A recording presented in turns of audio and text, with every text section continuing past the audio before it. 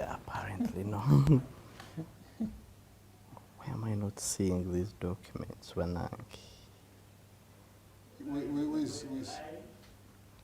Okay. Where is the list of and their order? Can you share? I sent it on your... Okay.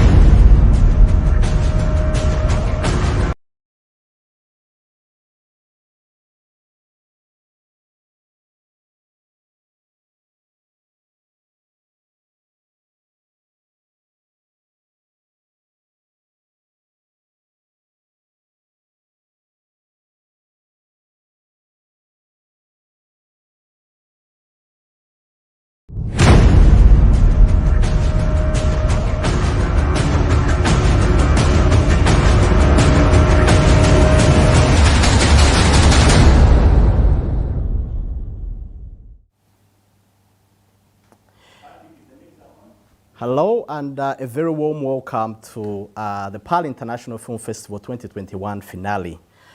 This is the award ceremony. We've chosen to hold it virtually because obviously of the prevailing conditions. My name is Pole Kamkama and I'll be the host for this very short and intimate ceremony. I'm also doubling as the head of the jury.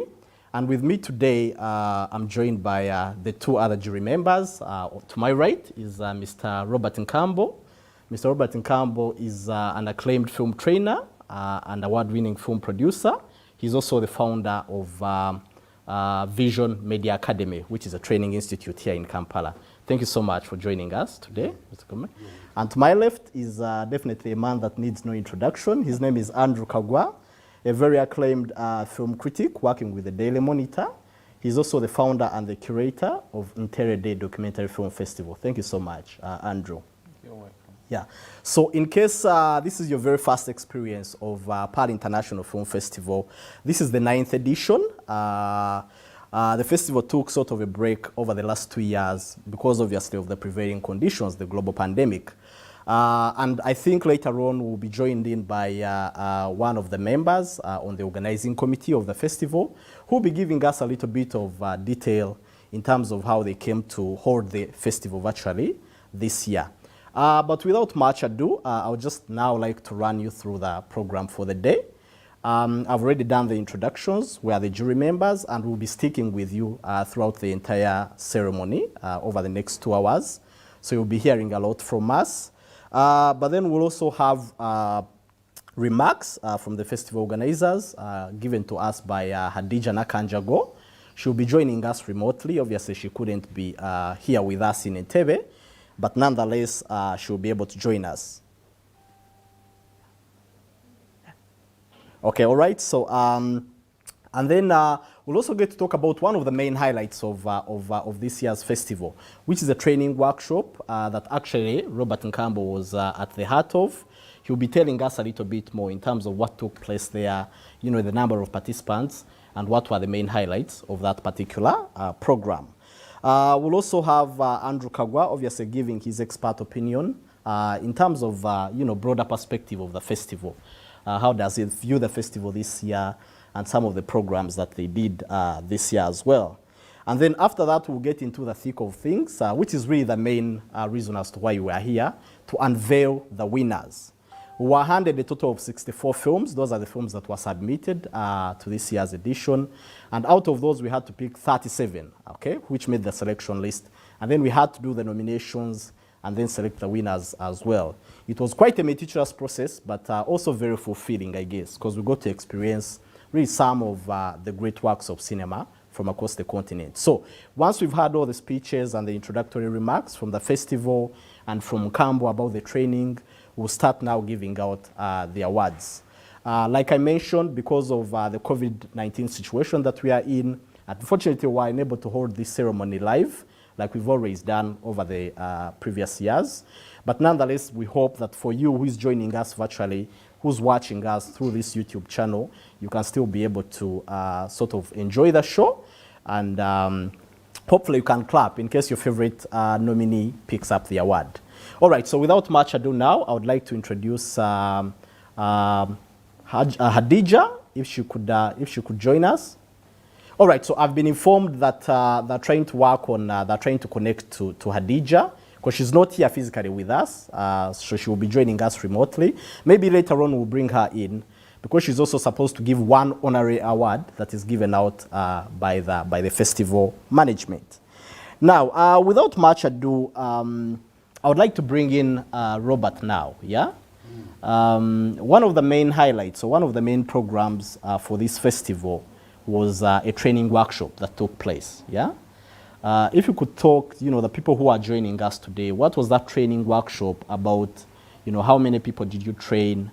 And what were some of the key areas that you are focusing on? Okay. Yeah. When the festival opened, that was like a month ago, the festival management made a decision to select a number of filmmakers to come and get some more training. Yeah. The film training was organized at the Media Vision Academy. The academy is based in Zambia. Okay.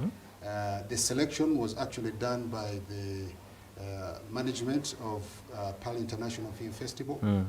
They made a call, I think 2 months earlier, to the actual training.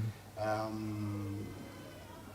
call was made, and interested participants started applying, filmmakers. So at the end of the day, we received a number of filmmakers of around 30. Okay. And we received over 120 applications. But of course, because of the space that is provided at that time for the training, we couldn't have everybody come to that training. Yeah. So the training was designed in a very interesting format. We thought of having a training that is going to be productive. We looked at having a product at the end of the day.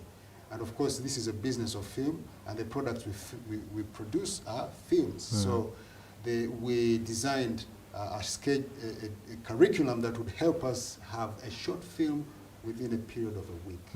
Okay? So our trainers were very renowned people in the industry with so much experience.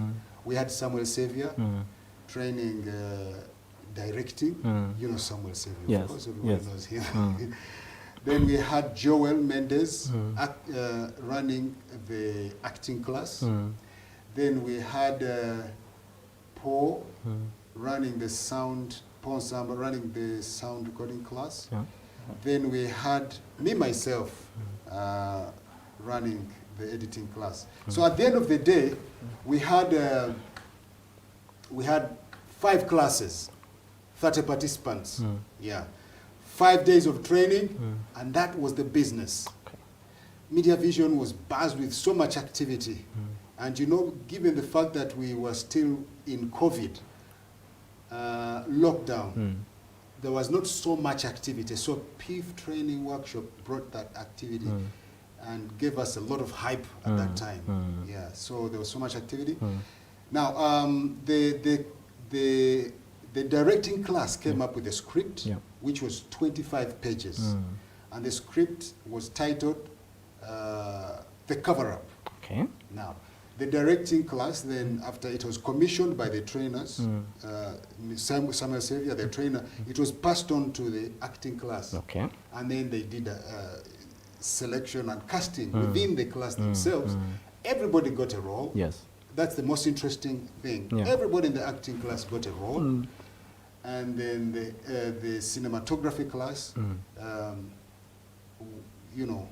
took on the production, the cinematography. But also, the other thing I did mention is that we had Justus Barongo, who ran the cinematography class. Okay. Yeah. Impressive stuff, really impressive stuff. Let me bring in Andrew now to weigh in on that. Just talk to us, Andrew. What do you think is the importance of training workshops like these at film festivals? What exactly do they add to the Ugandan film industry? You see, I do not want to start by talking about something else that was happening in Uganda over the past few days, but I will, just to carry the point home. A few days back, we had the Janzi Awards, and one of the things many people are asking is how important are the awards, or not just the Janzi Awards, but any awards to an industry. And you see, when it comes to festivals, festivals are not supposed to happen like an event. Yeah. They are supposed to help the industry. They are supposed to build the industry. Yeah. And the only way they can build the industry, okay, there are many ways, but all festivals do not have the same capacity. Yeah. Like there are festivals that will bring film buyers together, and they will people will showcase their films, and probably they will be bought from the festival. And then there are those others that will add something on the person that has actually come to them, maybe a budding filmmaker that needs training. And I feel like that's what this one did. And for an industry that's still growing, like ours, we have to believe that we shouldn't stop training, retraining, and acquiring more skills. I'm actually happy that they did train people, though I didn't hear him say enough about writing, because personally I believe that's where our problem is at the moment. Like we somehow found our way around the camera. Like our cinematographers have improved tremendously. Even the way they do their lighting is way better. We are improving with costuming, with makeup. But when it comes to how we tell that story, I still think we need more workshops. Maybe each and every year we should have more people enrolling for the workshops around writing and storytelling. And I totally agree really with Andrew. I think you've dived into you know, some of the things that we're actually planning to discuss here later on the show. When we were doing our jury work, we did notice that you know, there was tremendous improvement in terms of the technical aspects of films in Uganda. You know, I think cinematographers are getting bored. I think you know, the lighting we're getting there. I think the sound is now perfect. The problem really comes with the story and how they develop it rather. So basically aspects of screenwriting. And I think it's a good thing that you had, you know, Samuel Sevier, I think, mentoring that class, that writing class, because I think he's one of those, you know, really emerging Ugandan screenwriters that we have very high hopes in. But anyhow, without much ado, I think now we should see the video. You talked about the film, right? The short film that the students produced. Yeah, so let's just have a look at it now, and once we come back, we'll dive into the awards. Thank you.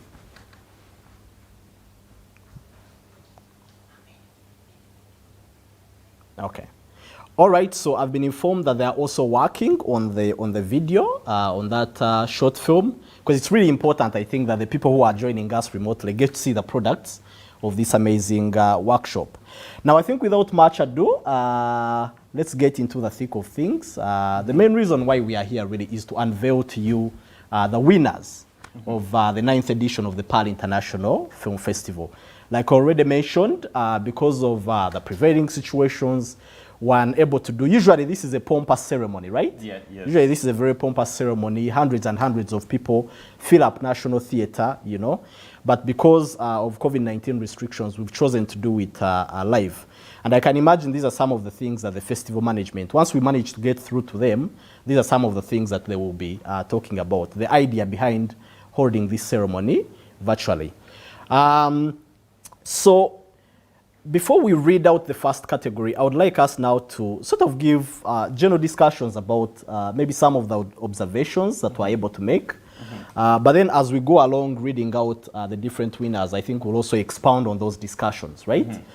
I'll start with you, Andrew. Is there anything in particular that sort of struck you generally, you know, any observations that you were able to make, you know, as we went about our work? Yeah. Like you see, I was talking to Hadija, I think last night, and I told her this year I enjoyed the films much more. Yeah. Like I believe this year we had some of the best films PIFF has had, like since the very first time I was asked to be a jury. Yeah. I mean, there were cinematic films, like talk about a film. Oh, okay, I don't want to talk about it. Yeah, but they were very, very amazing films. Yes, yes. And but I mean, even outside PIFF, I should say a lot has been happening on Uganda's film scene. Like it's been a tremendous film year. Yeah. Right from TV, and then even those that are doing films. I mean, we have films on Netflix. Yeah. at the moment. We have amazing short films that have been done, and people are trying to tap into the online market. Yeah. And then we cannot even talk about film, and we do not talk about Power Magic and all those great productions they've given us. I feel like it's been a very good year. It's one of those years where people are proud to say, I'm actually a filmmaker. Yeah. I totally agree. Now, Robert, I remember in the discussions that we had, we did notice that some of the categories, which traditionally usually have very strong competition, there was a bit of, the competition wasn't as, generally, of course, like Andrew mentioned, the quality seemed to have improved, yeah, which is, I think, a reflection of the good things that are happening to the industry. But we did notice that, in a few categories, I think which we'll get to discuss later on, particularly the short films category, maybe I could just go ahead and mention it. We did notice that the competition wasn't as strong as it normally is at PAL International Film Festival. And I'm wondering, from a producer's perspective and somebody who has been part of this industry, do you think that, perhaps the pandemic could have slowed down the rate of new, younger filmmakers? Or what's the reason anyway behind that? What did you make of that situation? Actually, this year has been one of the most complicated for filmmakers in Uganda. It has been the most complex. Apart from some commissioned productions that had enough budget, and even without restriction to move, filmmakers faced it really rough in production. Because at the height of at the peak of the lockdown, you have a script, you have no transport. You can't get cast, you can't get crew, you can't even get equipment. And that's how it was actually for the filmmakers. It was really, really very difficult to come up with a production within this period of time. Just because of what? Of the lockdown. Of the lockdown. Yeah. So it really affected the film industry tremendously. It was more complicated for independent filmmakers. Like I remember I was talking to someone from UCC when the pandemic was just announced. Because I was telling them, like, okay, people, one of the things we want is for this industry to stay afloat, even when the pandemic hits. And do you have any plan to ensure filmmakers are actually moving to their different locations? And at that time, I think the person I talked to was Mehdi. And at that time, they didn't really have a plan. And when a week passed and I started talking to filmmakers, I noticed that it came down to those that were working for TVs, the TVs managed to give them vans. Those that were not, they kind of had to pause their production, which is sad. I think it also came down to really the resources, the resources. For an industry that has been locked down for almost 2 years, this is a gig-based industry, so to speak, so people, I think, were really hard up on cash and money, essentially, really, when I talk about resources. So there weren't, I think, enough funds available within the industry. And in a situation where we don't have, well, UCC, recently launched a national film fund, the first of its kind. But I think previously, people are looking to get by, people are looking to put food on the table. So I can imagine they never had that, extra cash to go into production and stuff like that, which is why I think Multi-Choice and, with their different platforms, Power Magic, they sort of came in to fill that gap, like you mentioned, the people who are doing productions for TVs, because they had access to all these resources, money and transport and so on and so forth. It was easy for them to make their productions. But for, I think, in the short, when it comes to the short films category, normally these are young, up-and-coming filmmakers who haven't really... there is that, and at times there is the vibe around the industry. I feel like in 2014, when I was a fresh journalist, there was a lot of excitement, like people were willing to experiment with things. Because I don't think at that time Stanley Nsamba was really a new filmmaker. But then it's like each and every short film he made, he tried to experiment with something different, spoken word, and then he tries to bring in actors. There was that film he did that had, I think, Helen Lukoma and Pamela. I don't remember the title. Like he tried to play around with different styles. So today I feel like people kind of got their craft in place and Yeah, yeah. they kind of Yeah. stopped producing a lot of short films, Yeah, maybe. yeah, that's also the case, which is like, I also have a feeling that the few filmmakers who were busy at that time were more focused on more commercial projects. yeah, Oh, yeah. Yeah. yeah, Because you can see if you are to look for crew within that period of time, yeah, credible crew Yeah. that could be available, they were busy somewhere. yeah, Yeah. Now, most of the short films, Yeah. like you said, are done by the upcoming, they want to try out, experiment this yeah, and that. yeah. Honestly, it was very, very difficult. Yeah, I totally agree. And I guess we can all hope for a better future, really. Yeah. Hopefully next year will be better. And again, kudos to the people who were able to submit, because like we mentioned earlier on, we really had some amazing, amazing films, Yes. this festival. So kudos to the people who managed to find their way around the difficult situation and still be able to create some amazing works. Now, yes. Yeah, other than that, generally when you look at the movies we had for PIFF of this year, you can see a festival that has transformed. Yeah. Yes. Because when I remember the very first edition of PIFF at La Bonita, Yeah. I was there. Yeah. Where Matt Bish Yeah. emerged as the best director, Yeah. and there was only one judge Yeah. by the names of Ashraf Ashram Semogede, yes. Wait, what? Yeah. That's yes. Yeah, that was the very first edition. Yeah. And it only had Ugandan movies. 2011, I believe. Yes, Yeah. only Ugandan movies. But today in this edition, you have movies from all over the world. Yeah. Yeah.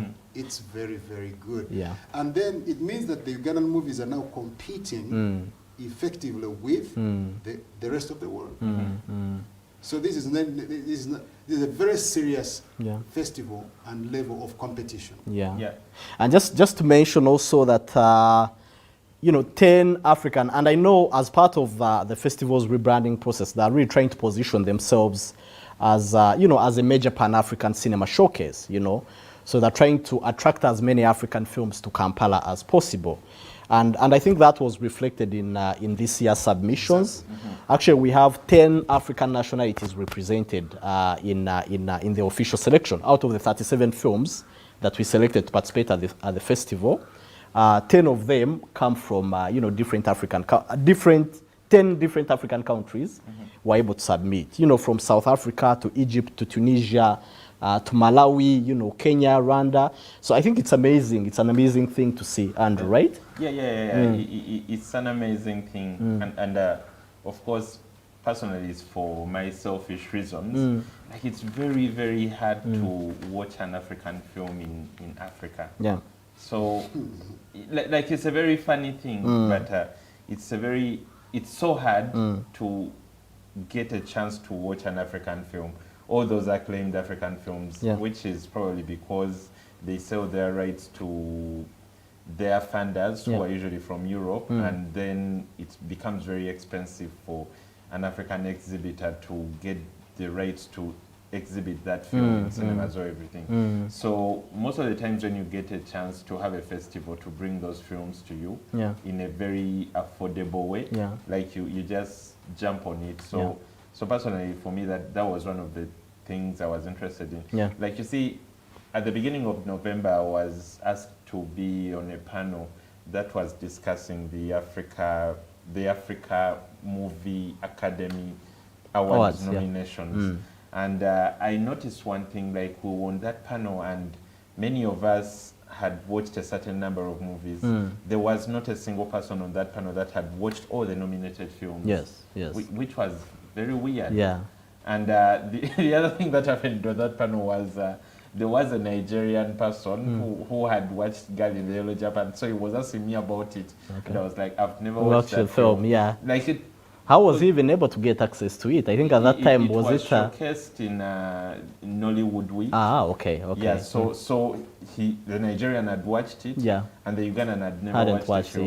Yeah. So that predicament around African films and being watched in Africa. For me, that's why I feel like festivals like this, going global and bringing all this African content so that we can see them, is a very good thing. Like, where would I have found Mission to Rescue or Strain or that movie from Cameroon? Yeah, like where would I get a chance to see them from? Yeah, definitely. I think we should embrace initiatives that bring these kinds of high-quality African films to Uganda. Now, before we go into the first category, let's just talk about, and I know it's something that we'll get to discuss later on, as maybe we go into the specific categories, but the issue of gender representation in Ugandan films, yeah? This is something, and Andrew and I, we've sat on this jury for 3 years now, and it's something that keeps coming and keeps coming, especially in this era of, you know, of women emancipation and Me Too movements, and really the need to correctly portray the image of an African woman. Nkambo, you know, why do you think we don't, you know, why do we see a biased representation of, because I think that's what we agreed upon, that generally speaking, the representation of women in Ugandan films is biased, you know. Yeah. They trade along those gender and cultural stereotypes, and they are portrayed as either sexualized images or domesticated people who basically cook and look after their children and men. You know, why do you think that is the case? Why haven't we seen really strong female characters and strong female-driven stories in Ugandan films? I think I would say there are two major reasons why it is happening like that. First, culture. Yes. Okay?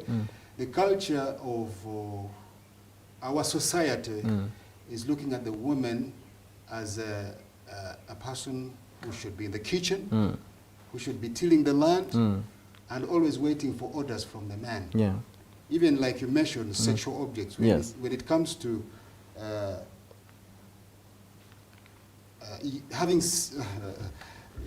when it comes to that moment, even when it is in a relationship, according to the culture from the past, it's like it's an order from the man to have a good time with the woman, regardless of how she feels at that time. So that is one of the issues that is probably affecting the filmmakers. Because if I'm writing a story with that culture in my mind, there's no way I can create something that is not existing. Actually, most of the stories you see here are what the film directors or screenwriters are experiencing in the society. Yes. You know? Now, if you're doing fiction, you have capacity to come up with what is not in the ordinary life. Yeah.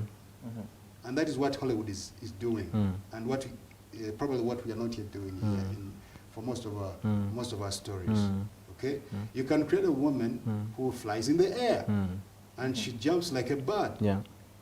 And she kicks every guy's balls. You know, Wonder Woman and stuff. Yeah.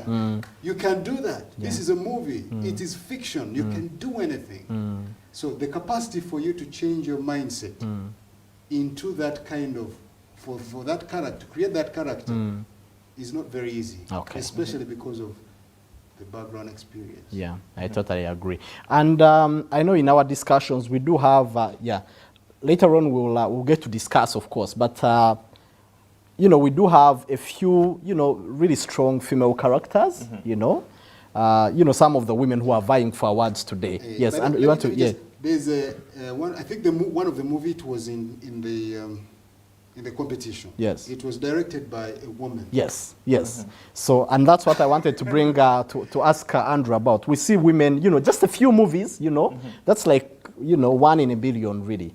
Okay, a film directed by a female filmmaker.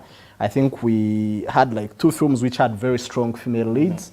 Do you think, how important is that in terms of correcting the you know, the misrepresented female narrative?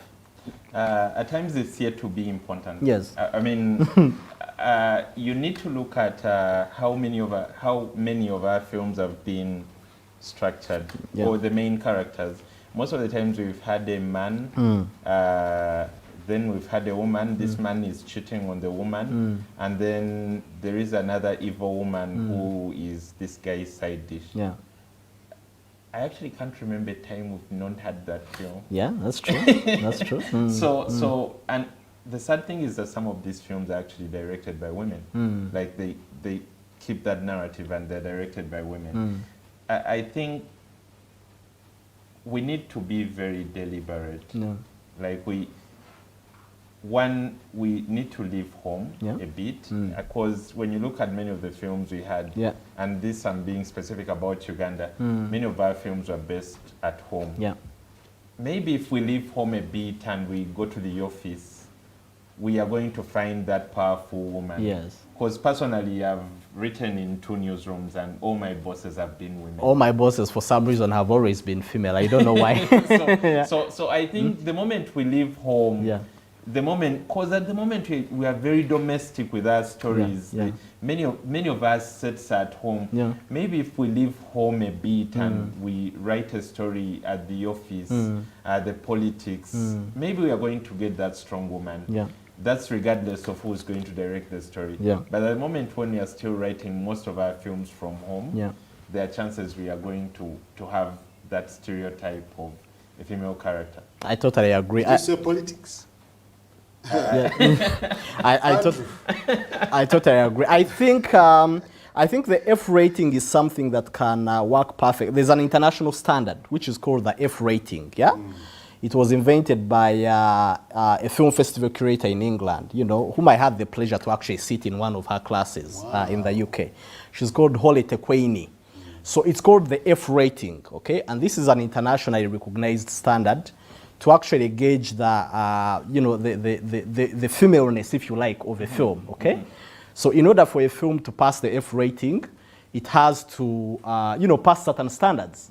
For example, they look at, you know, how many number of women are in technical categories, you know? There are also other specifics, like, for example, do you have female characters that talk to each other about other issues other than a man? You know, it's a very, very interesting. I would really encourage each and everyone who has an interest on the issue of gender representation in film to familiarize themselves with the F rating. And so many filmmakers have applied it in order for them to gauge how gender sensitive they are. So I think that's something that could also apply here in Uganda. But do you think female representation behind the camera, behind the scenes, has helped on the representation in front of the camera? Unfortunately, no, as it stands now, but ideally it should. Yeah, ideally it should. But I think, you know, because of the gender politics that has, you know, have existed in Africa for so long, I think even some, and I don't mean to be, I say this with utmost respect, I have a lot of respect for women who have dared to step behind the camera here in Uganda. But I think they've been too caught up in the politics of the day, in the gender politics, that even them, when they step behind the camera, we don't see that being actually reflected. They end up telling male-driven stories. You know? Of course, there are a few exceptions here and there, but I think generally, the idea of women stepping behind the camera in Uganda hasn't necessarily hasn't necessarily reflected. Has it in other markets? Yes, certain markets, I think it has. Okay, certain markets, I would believe. I mean, you look at people like Miranea, for example, you know. Yes. You could judge her films as feminist films, okay? You look at Catherine Bigelow, you know. Yes, sometimes she tells masculine stories. I mean, The Heart Lock, I think, was very masculine, but I think she tends to, you know, lean more towards female stories. So I think internationally that... Because I've been thinking about... Shonda Rhimes. Yes, you know. She's a very, very strong woman out there writing these female lead stories. And like she gives you a character who's a very good lawyer, but at times she slips around to get her to crack her cases. And you think, okay, is this the best way she wanted to portray a character? But anyway. But I think even you have a point. I think the gender politics is not really only exclusive to Africa. I think even in Europe, you know, they had these women in Europe for a long time. They weren't even allowed to vote, you know. You heard of the, what's it called? I've forgotten the movement anyway, but there was that movement which sought to empower women to vote. As recently as 1950s, 1940s, that's not so long ago. So I think even them, generally the whole film industry, I think, has largely been dominated by men, which is why such movements as the Me Too campaign, you know, and all these other initiatives that aim to promote filmmakers are really, really, really important. And I think maybe the government of Uganda or whichever authority, or even festivals like PIFF, they need to borrow a leaf. They need to, in order for them to improve diversity, diverse representation, and particularly correct representation of women, there need to be some deliberate efforts towards that effort. So, for example, maybe some affirmative action in terms of the trainees that attended the workshop. You have to maybe have a certain number of female filmmakers. And it's a very funny thing when you visit sets, for example, via TV productions, because you know these ones usually have a very big group of people they are bringing around. Like, you'll be shocked by the number of female people that are behind the camera. Yes. Because I think I was on Prestige and I noticed one they have a of the female assistant director, I think, is Rehema Namfoka, and then the director is Laura Twine, and then there is Laura Twine working, I think, on the scripts, I think, on something. But like, they have very many women on that team, which anyway, when you look at Prestige, still you notice that it's a story that has a villain as a female. Their Victor is also a female, and then the people in between, like, the story is driven by women. Totally agree. Very exciting discussions. But now I would like to introduce the next session, which is really the main session, I think, the main reason as to why we are here. We're going to now start giving out the awards. All right. Too bad the winners and the audience are not able to join us today, obviously because of the COVID-19 restrictions. But just to give you a little bit of insight of how we came to the winners. Like I mentioned, a total of 64 films were submitted. Out of those 64 films, we had to make an official selection, which was the 37 movies. And out of the 37 movies, 32 of them are actually competing for awards tonight. It's only 5 which screened outside of competition. In terms of how we went about our work, it took us about 3 months of really hard work. Really hard work. We had to watch each and every film in its entirety. We had to discuss it as a group. Then we had to come up with a nomination list.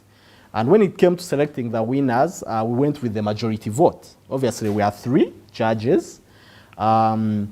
So we discussed each film again because we had watched it in detail. So we got to discuss it and then we put it to a vote. So the film that got 2 votes or 3 votes was automatically the winner in each respective category. And I'm very happy to say that despite our diverse backgrounds, right? I mean, Robert is a producer and a trainer. Andrew is a film critic. I come from the academia. So despite our diverse backgrounds in film, we still managed to agree on most of the categories, which is quite impressive, I think. I think it's only 1 or 2 categories where we had 2 people voting for each film and then 1 person.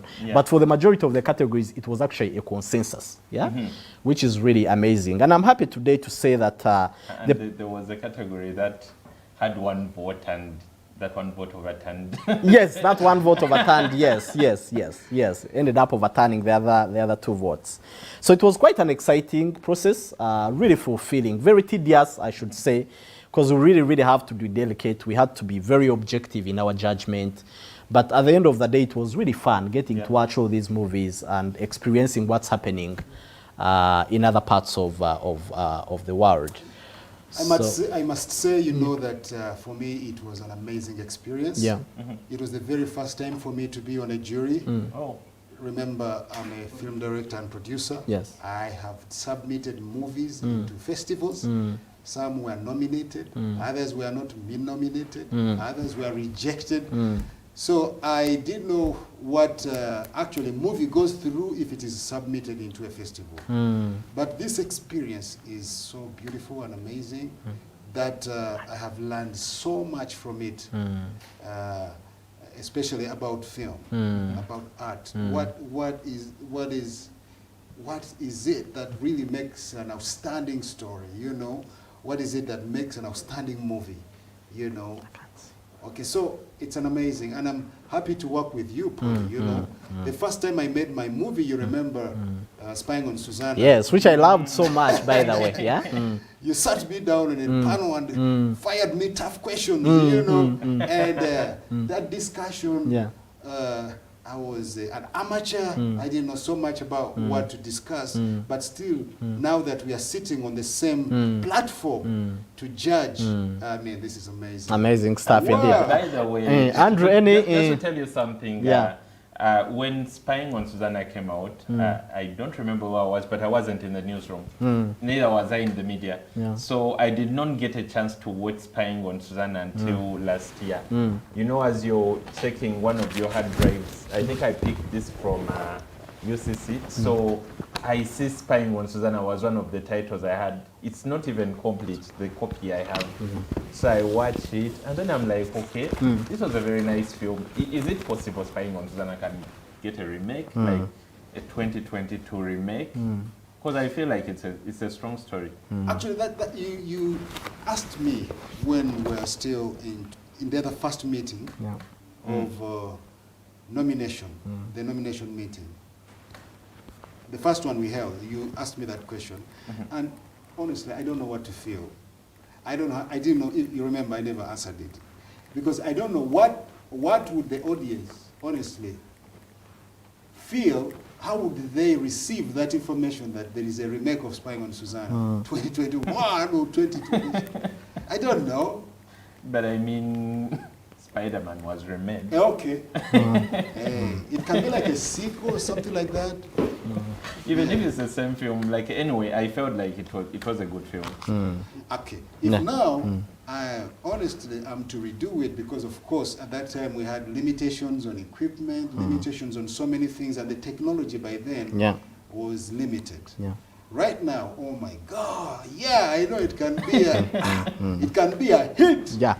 No, I mean, I think Robert, I've always told you this. I think it's one of the most brilliant comedies that I've ever watched in Uganda. Thank Definitely, you. a sequel would do us really good. I think I had wanted to develop a sequel, but I had issues with my actors.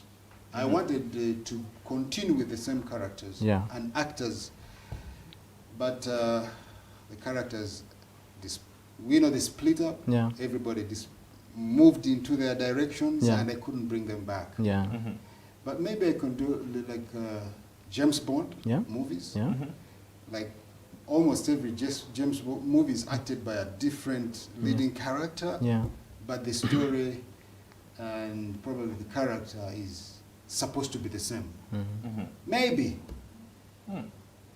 But anyway, I have something coming out, which is not Spying on Susanna. And again, it's not a comedy. It's something. But I know I will pick up on the comedies because that's my genre. I love comedy. All right, so let's dive into it now. Great stuff. This is the moment I think that everyone has been waiting for, really, you know. After so much work, I know the nominees must be waiting with bated breath. But here we are now, right? So without much ado, let's get into the very first category. And Robert, if you will take the honor to introduce it. It's the best production design category. Wow. Yes. The nominees, please.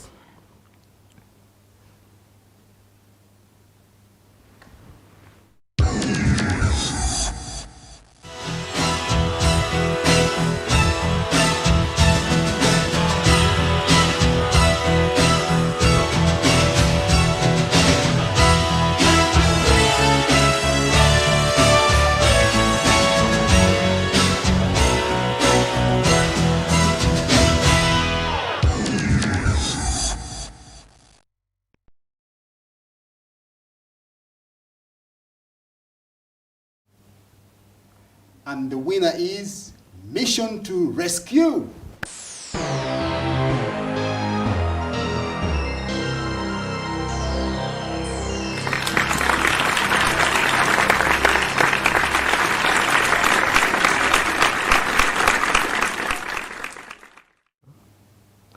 Yeah, Mission to Rescue. I mean, let's talk about the category itself. Production design. You know, some people call it art design.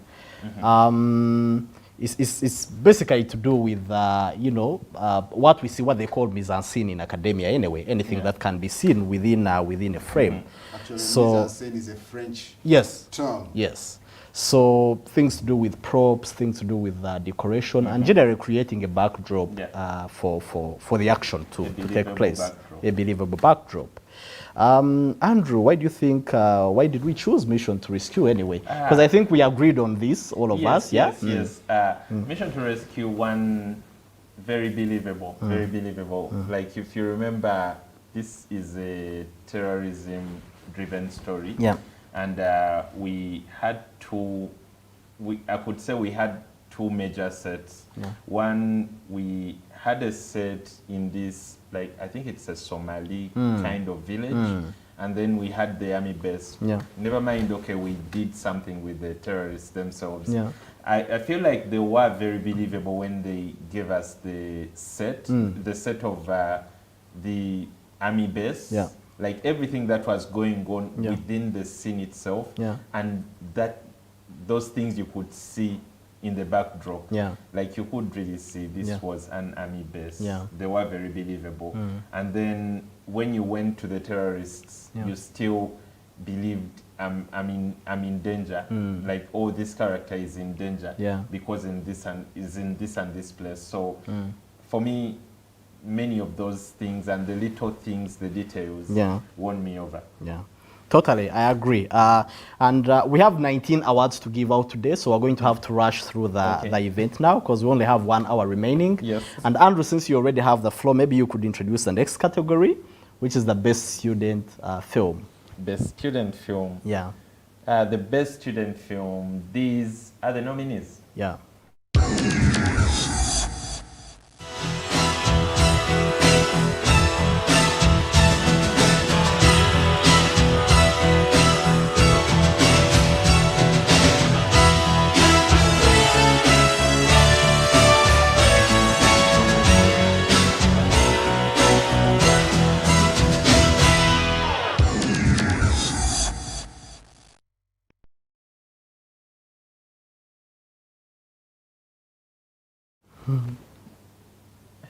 The winner is Demystifying Lifts and Laws.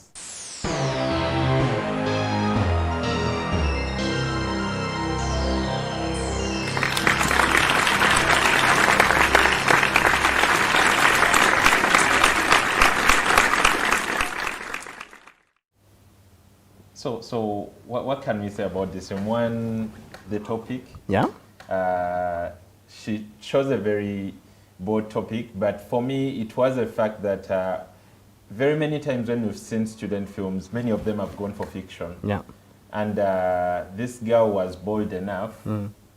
I don't know if it's okay to say girl or it should be woman, but she old lady, she was bold enough, and she went for a documentary film. Yeah. Like that's a genre that even many established Ugandan filmmakers have not tampered with, or they do not want to venture in. So personally, she won me over on very, very many things, but the way she tells her story. I totally agree. I've actually had the pleasure to teach this student at Kampala Film School. And now she's come back to the university where now again I teach. So later on I think she'll also be my student. But I mean, one thing about Solange, the filmmaker, is that she really has got an eye for good stories, you know? Yeah. And earlier on we talked about Ugandan filmmakers doing mundane stories and domesticated stories. She really thinks out of the box, yeah? So I mean the issue of mental health, you know, very topical issue, very sensitive issue, but she thought, you know, even taking that bold step to approach such a sensitive topic, I think is very commendable. And then also the way she went about it, the kind of respect that she gave her subjects, you know? You can see that in the framing, you can see that she's almost trying to sort of, you know, protect their privacy. It's a really beautiful film. For those of you who were able to watch it during the screenings, I'm sure you must have totally enjoyed it. Robert, any comments on this? Actually, what you said is exactly what I had on my mind. I mean, I just liked it. I also selected that one. So I think it is one of those movies that won every judge's mind. She honestly did very well. And when it comes to the student films, we didn't really have actually serious competition. Most of what was submitted was classwork. I can say it was classwork. Like, so, you know, somebody submitted a cinematography assignment. You know, you're just showing a shot. One shot like this, and the movie's done. What story? No story. So I think what we want to see on this category is more students coming in. Yes. More students from other universities, other film schools and stuff. Okay. Yeah. Totally, I agree. All right, moving on to the next category, I'll take the honor of introducing this one. It was, you know, you must have, for those of you who had a chance to look at the nomination list, it was the, because, and this was an award that was, most of the other categories were open to films. For its technical quality, we actually thought that it's, and we didn't want to competition. There was no other competition, so we thought it. But it's very, very important, and that.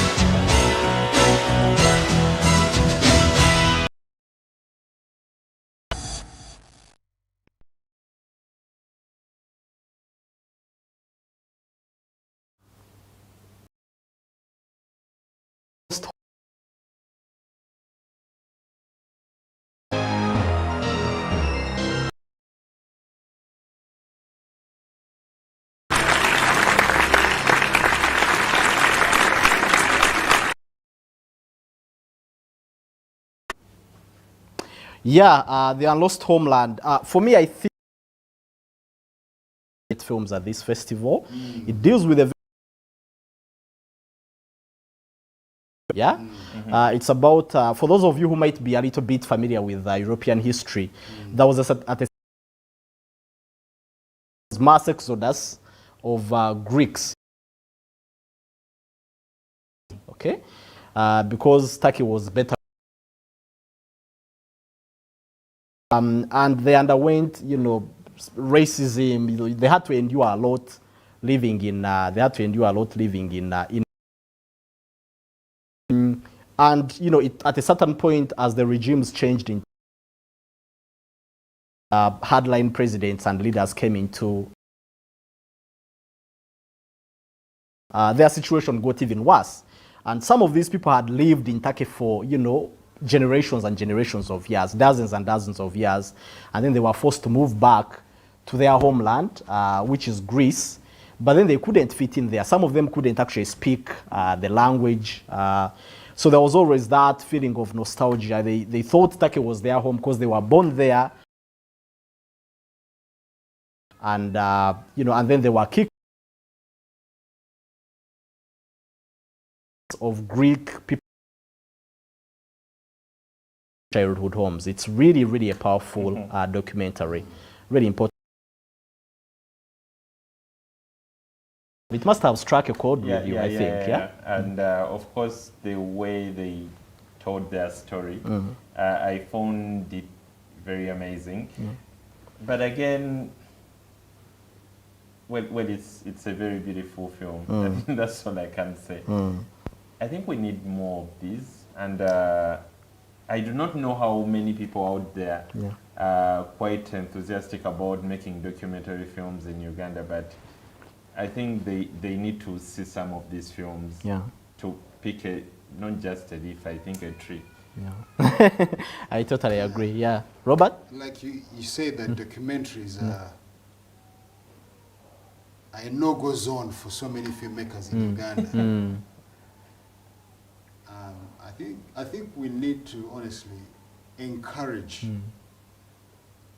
so many more filmmakers in Uganda to consider documentary filmmaking, because there are so many stories that are not captured here. That's true. That's very true. Imagine that is a story that happened in the 1950s. Yeah.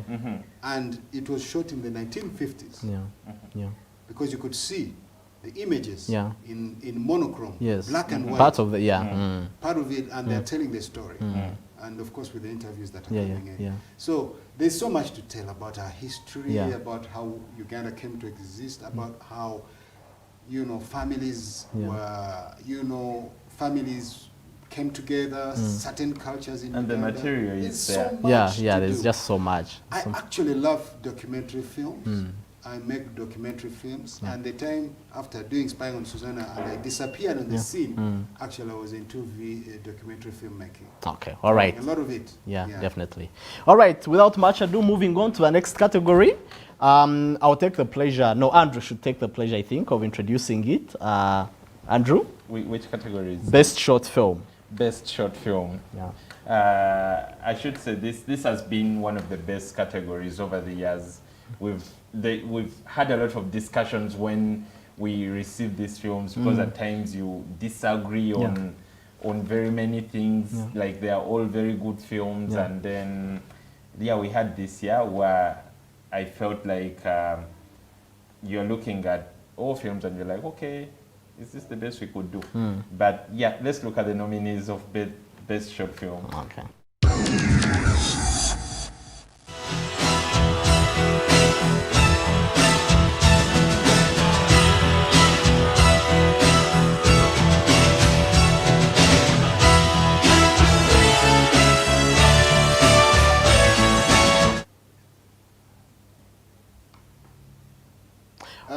I think. All right, there's been a bit of a technical glitch. We'll bring the category much later. Maybe Andrew, you could reintroduce it, perhaps. Let's just get to discuss it. The short films category. I feel like we've discussed this much enough about the quality of our short films we received this time. When you look at the films we've been receiving in the past, we've gotten a chance to have some of the best short films. I remember there was that year we had a student who was even a contender. Yeah. We had a student that was a contender, and she had a very beautiful film. Was it Last Breath or something? Yes, The Last Breath, yeah. Amazing film. But then, anyway, this is what we got this year. So these are the nominees for the best short film. Yeah. Esteem, Yeah. Sejaka, Equanimity, Inner Tears, and The Ugandanness. Okay. And the winner is Esteem. Yeah.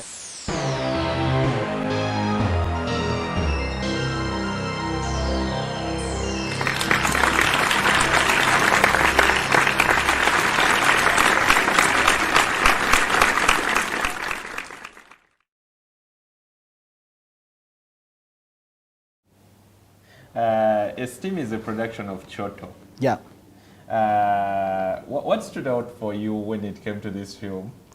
I think when it came to this film, usually with short films, they call for a whole different judging criteria, because somebody doesn't have the liberty of 120 minutes sort of execute everything. So you need to see the 3-act structure panning out in the film, okay?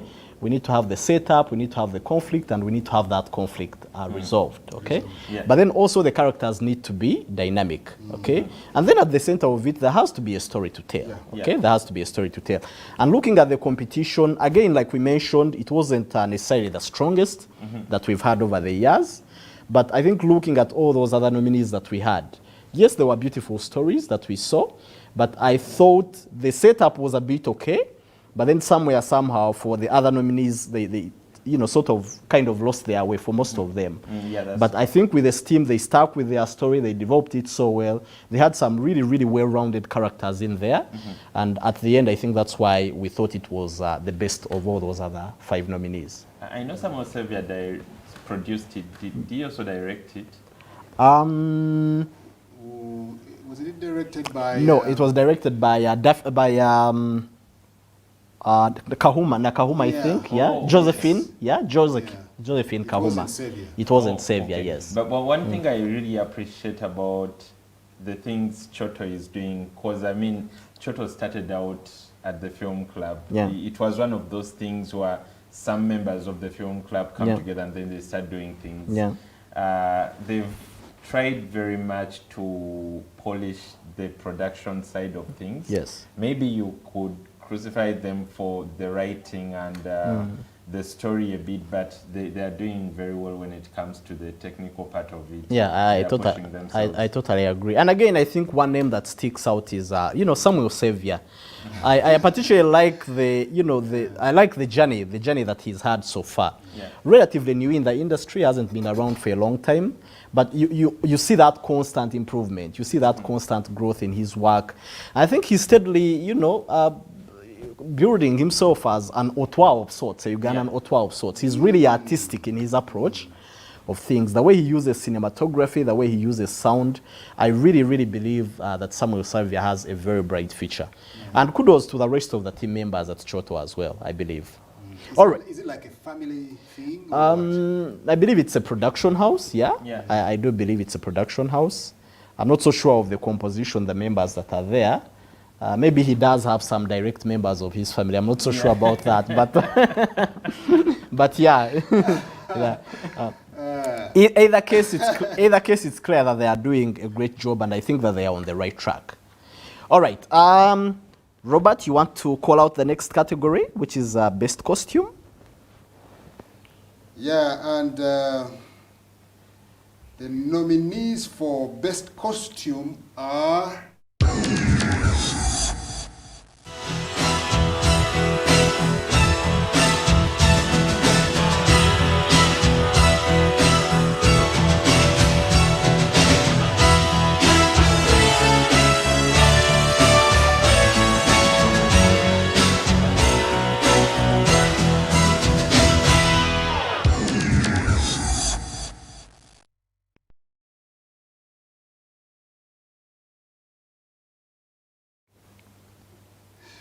Yes, and the winner is Country of Men.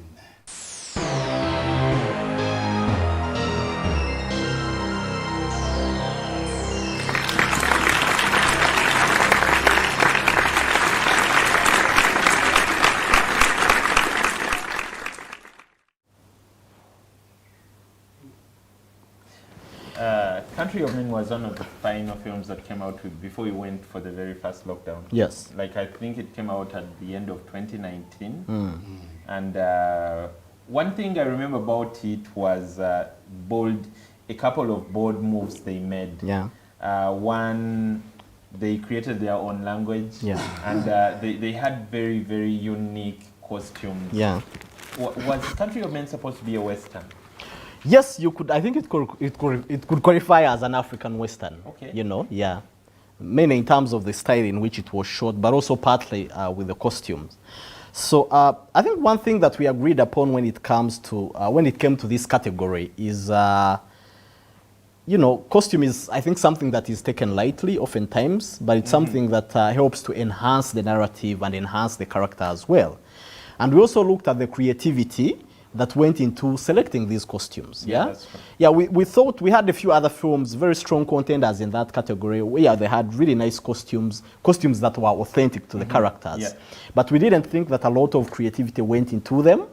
I mean, if you look at Country of Men, these people literally had to build these costumes from scratch. Exactly. Yeah, that's true. There's nothing like a uniform, there's nothing like streetwear, and I think that sort of ingenuity is really what struck a chord with us. When you listen, even when you hear Country of Men, Yes. the picture you get is a world of men. Yes. Now, how do these men look like? How do they dress? This guy came up with very nice composition of costumes, okay? And basing on his plot, these are men who you don't understand easily. These are not just the usual guys you find on the street. They were not simple men. Yeah, yeah, And their costume, dark colors, dull colors, really, really yeah. pulled it off. Yeah. He deserves it. He deserves it. that's- Certainly he does. All right, moving on now, I'll call out the next category, which is the best edit. Wow. The nominees, please.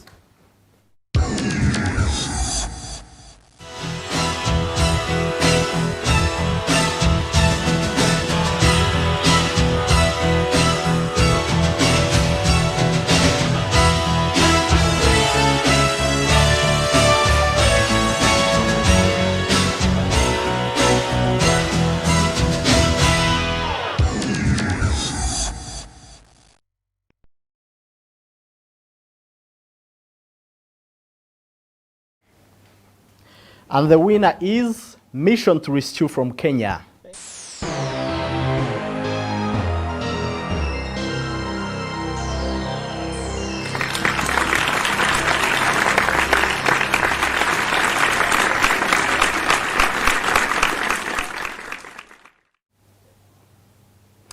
All right, yeah, best edit. I mean, editing is oftentimes called the invisible art within the film language, okay?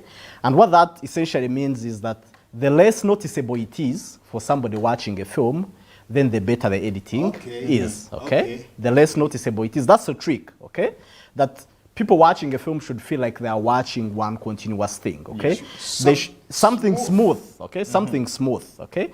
It shouldn't feel, somebody shouldn't watch and say, oh, okay, I know this clip was added onto the other, okay? So essentially it's about assembling clips to make a coherent story, but really it all comes down to how invisible those different clips have been put together, okay? So once you watch a film and it's smooth flowing and you don't get a feeling that, you know, one thing was added onto another, then that's perfect editing. And I think for me that really came out very well with Mission to Rescue. It's a film that kept you on the tenterhooks.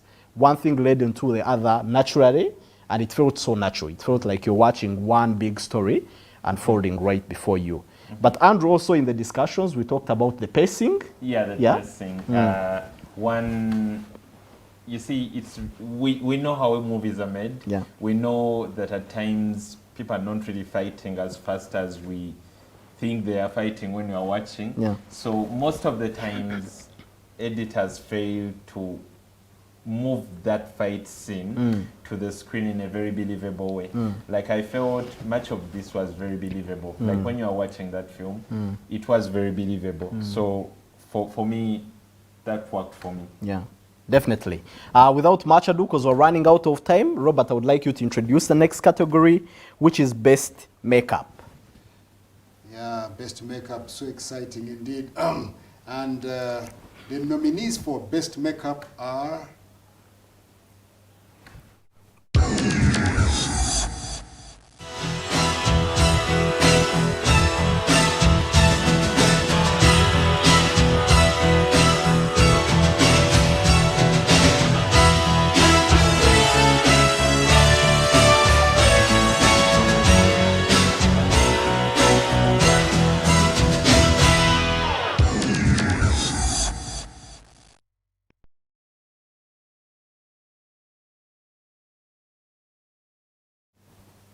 And the winner is Stain.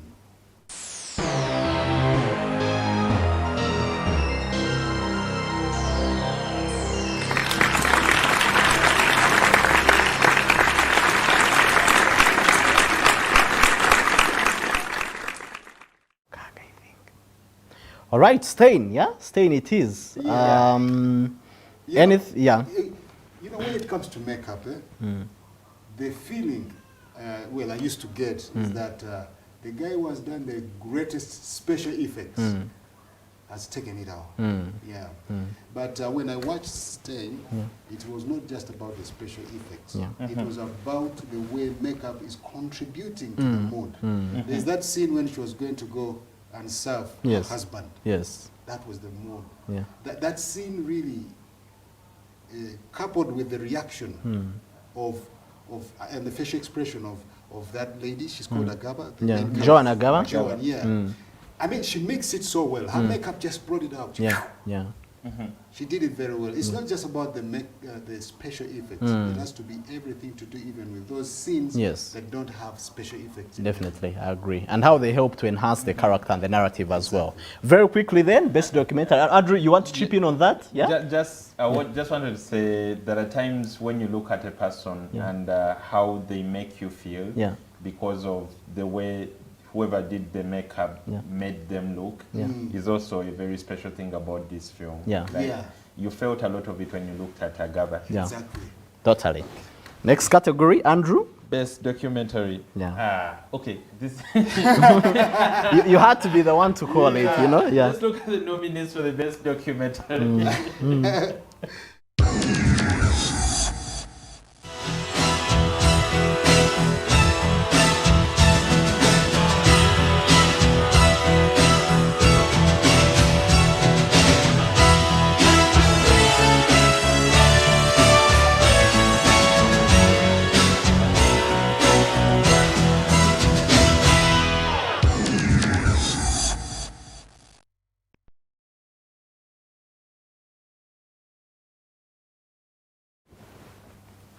very competitive. Yeah. And the winner is My Prison's Diary. Oh.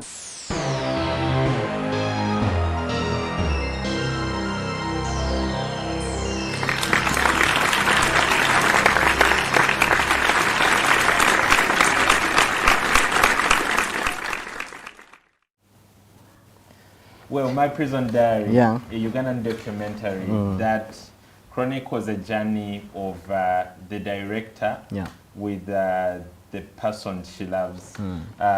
What happens with this story is that she makes herself vulnerable for the viewers, Yeah.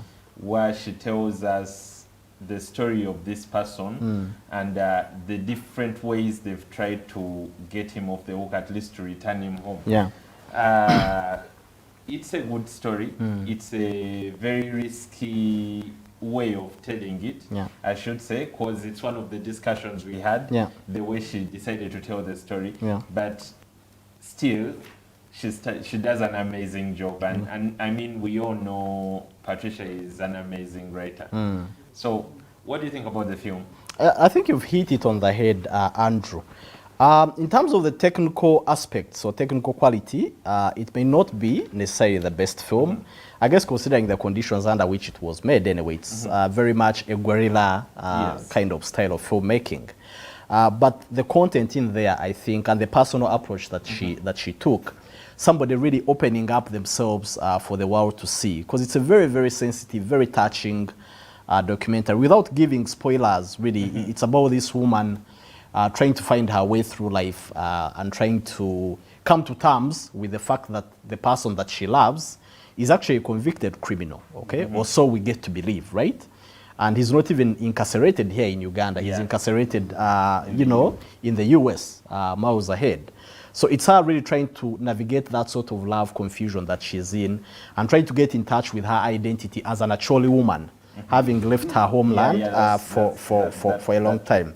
It's a very, I think, very, very highly stylistic film and very bold and very compelling as well. Yeah.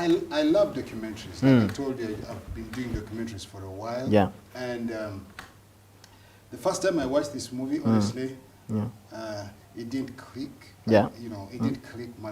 I didn't like it that much. But when I had to watch it for the second time, that is when I realized that there's something very, very special about the style she is using to tell the story. I think we call that style performative. Yeah. That's the kind of documentary she's doing. Yeah. But also, I liked the story. My wife is from actually sub-region, and she has told me all those things that were the filmmaker was telling us in that story, and I got so much connected to it. Yeah. And I think there was a lot to learn about what those people have gone through up north after the war. Yeah.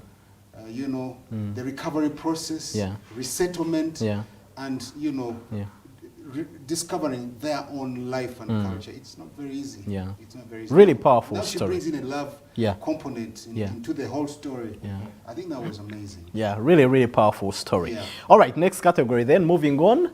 I'll call this one the best supporting actor. And the nominees are?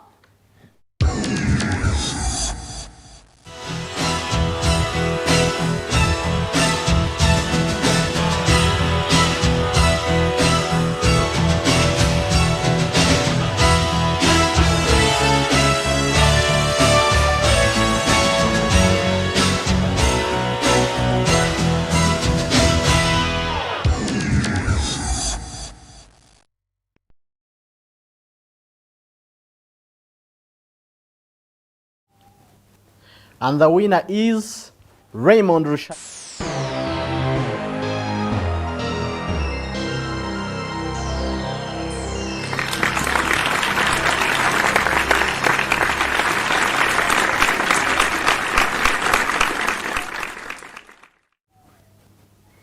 All right, Raymond Rushabiro. I mean, amazing turnout, I think, in this role. But he did face some really stiff competition. Stiff competition. You guys must have noticed the other 4 nominees are actually all coming from the same film, Mission to Rescue. Really powerful performances from them. But ultimately, we got to go with Raymond. Andrew, why? One Raymond is one of those people that keeps surprising you. Like I think with almost each and every role, I did not have an idea that he could be comical. That's not for this. Okay, he was somehow comical with this one too. Because I remember him telling his wife that there are people that keep working and somehow they still die broke. Yeah. And he was trying to tell the wife, why are you working so hard? Yeah. Yet at the end of the day, he would end up asking her for money. Yeah. So I feel like he pulled it off very well. One, he was that husband that didn't somehow really know what he wanted. Maybe he did not know if he even loved his woman that much. He was convincing in many ways. Yeah. He was, even as that village person. Yeah. He turned out to be very convincing. Yeah, I totally agree. And kudos, I think, to the people who made makeup on him, makeup and costuming. Yeah. I think it very much helped to enhance his character. Any thoughts on Raymond, Robert? You know, when you see Raymond on the screen, then like he said it can surprise you, but just know you're going to get something very good. Yeah. Raymond has that experience. Yeah.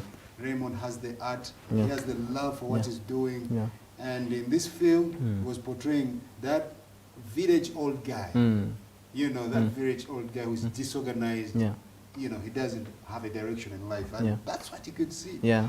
And his makeup, the beard, the kabuto, he was on point. He was on point. Definitely. I really liked him. Definitely, I agree. Maybe also that enhanced on his performance, but still, Raymond is so good. Yes, definitely. There's no doubt about his talent. Yeah. Let's look at the female equivalent of the previous category, rather, which is the best supporting actress. Robert? Yeah. Now, the nominees for the best supporting actress are...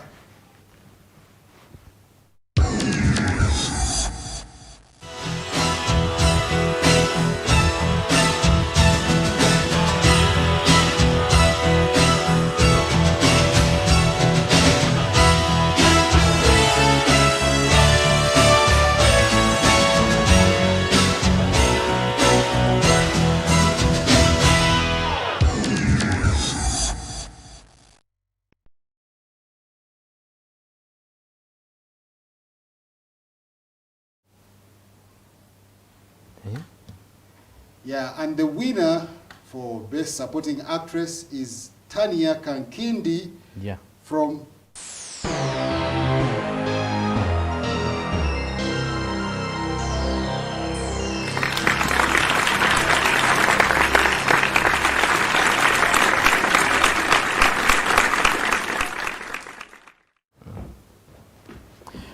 Tanya Kankindi, right? Tanya Kankindi, really...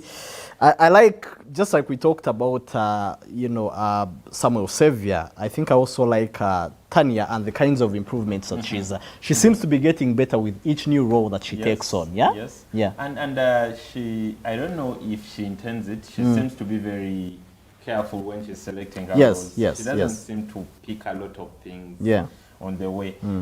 Particularly with this one, I liked one... She was a very strong performer who in many ways made many of the people she performed with better in literally each and every scene she was in. Yes, that's true. So like, you do not really get many of those. And I guess it helps really to have, I mean, that's the whole essence of having a talented actor like Tanya, that she helps the other people to even get better as well. And I think she was able to do that as well. And I also love the range that the acting range that she, sort of brought on board. Of course, without necessarily referring to her previous works, but this role itself, this character itself is so very diverse. It's very, at one point she, seems to be vulnerable at the hands of a man who seems to be controlling her. At other times she seems, the power seems to have, the power seems to have flipped. She's manipulative. On the other hand, she's really like sorrowful. That sort of acting range, I think, for me is a mark of a very good actress. I think I truly appreciate the layers that come with her character. You see, very many times there is a stereotype of good acting in Uganda. Most people would think to act well, you either have to be so tough, so mean in character. So that's why I think that's the reason why we probably have very many wife beaters as males, and most of the times they get nominated for it. And then on the other times we have crying women. So we kind of divided our acting between male and female. Like for female, they have to cry a lot to get out the best, and the male have to be very tough to get out the best. So I felt like she went through multiple layers of not just the stereotypes layers we know when it comes to acting. Totally agree. Brilliant talent. I think one to watch, really. Next category, moving fast, best cinematography. Andrew? Best cinematography, and the nominees are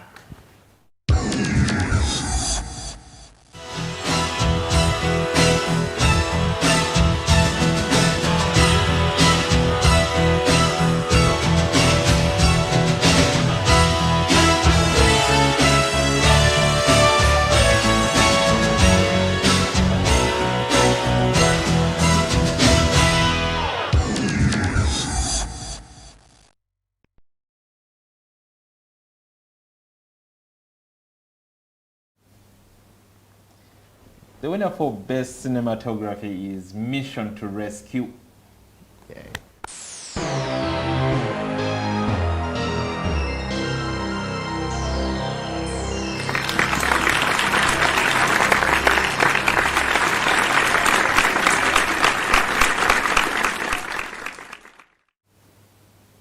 Well, Mission to Rescue, I think this is one film that ticked all the boxes.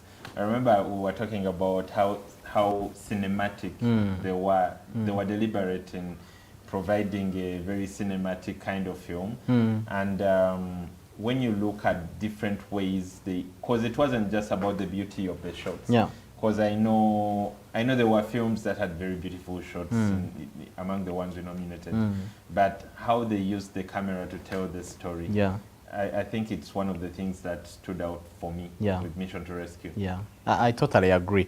I mean, when we talk of cinematography itself, the actual definition of cinematography is actually the technical definition rather is writing with light, using light to create, to create messages. And I think that is something that the three of us agreed upon, that the way the film, Andrew already talked about how amazing the shots were in terms of driving the narrative forward. But the light, the light element, the lighting element of Mission to Rescue, I think was top notch. Particularly for the scenes that were shot in the night, when the Kenyan soldiers were raiding terrorist bases, really, really amazing use of light to create the tone and the mood as well. So I thought for me that was very highly outstanding. Okay. That's exactly what I also shared during process that the lighting and the colors the guy used, the filters were just appropriate. Appropriate. A military scene, a war scene, is not a very easy thing to come up with. So you need a lot of work. And I just imagined when I was watching the movie how much work these people had to endure, how much work they had to put in to achieve this kind of look. It was really hard work. Really top notch, high quality film. All right, moving fast now. Next category, best sound. And the nominees are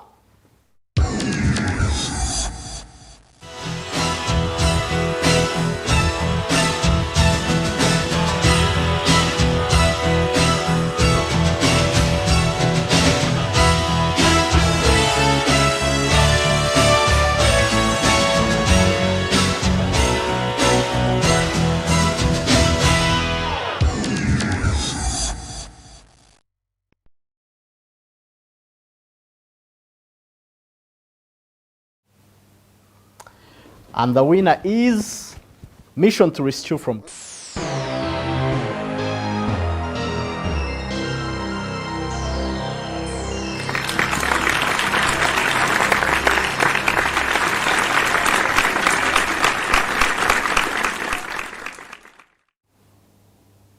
Yeah, best sound, Mission to Rescue from Kenya. There's just so much. We could spend the entire day talking about how brilliant this film is, particularly in the technical categories. But I think sound, when it comes to sound, it clearly stood out. You know, the sound effects seemed real. The soundtrack was on point. The way they used sound to create the mood and the tone, I thought everything for me was really was top notch when it comes to the way they used sound. I think at the moment most Ugandans are yet to figure out how to work with soundtracks for starters. I know where you're going. No, but we have a way of creating those funny songs. Yeah. I think we got them from Nigerians when Nigerians were still starting out. So we usually have that funny song which we put all over the film. And at times that song has the title, the film. The film and the main character as well. The main character as well. At times it has the story. So we do not know how to use a soundtrack at the moment. But besides the soundtrack, when it comes to recording surroundings, I feel like Mission to Rescue was deliberately cinematic. Like they were not art house, they were cinematic deliberately. When it comes to war, many people usually struggle when it comes to creating the right sound effects for war. So I felt like they were convincing. We did not have guns going off before they are fired. Because it's a very common thing, or firing after they already fired. We didn't have such mistakes. So I felt like they are deservingly of their sound. Totally agree. Gentlemen, we have to move a bit fast now because we're running out of time. Next category, screenplay. I love Robert? Screenplay. I love writing. Actually, when I wrote Spying on Susanna, I felt myself in motion for storytelling. And that's why probably you like the story. Other areas were not. And also, my wife has picked up the desire and courage to take up screenwriting. She's the one actually writing our television series. That we are working on. And my next movie. I created it, and then she's doing it. But anyway, let's go into the nominees for the best screenplay.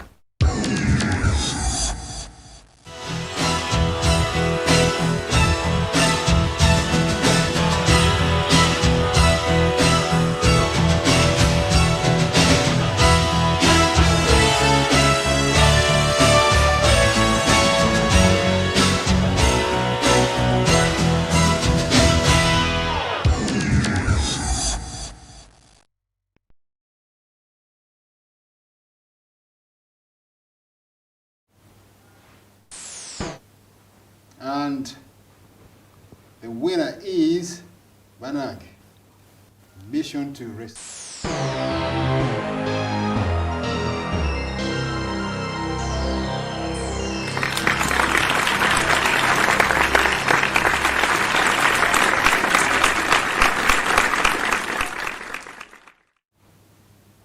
All right.